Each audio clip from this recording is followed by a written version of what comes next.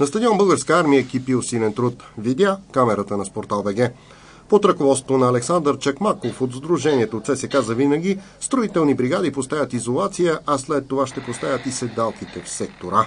Александър Чакмаков извършва ремонта безкористно, със собствени средства и помощта на останалите деятели от ЦСКА за винаги. Седалките трябва да бъдат поставени до 31 октомври, когато е домакинския двубой на ЦСКА с Берое. След това трябва да бъде ремонтиран сектор Г, но не е сигурно, че той ще бъде готов до края на ноември. Все още обаче няма договор между ръководството на ЦСКА и Сдружението ЦСКА за винаги, което е много странно. Вероятно в понеделник ще има споразумение, макар Александър Томов да е в Хонг-Конг.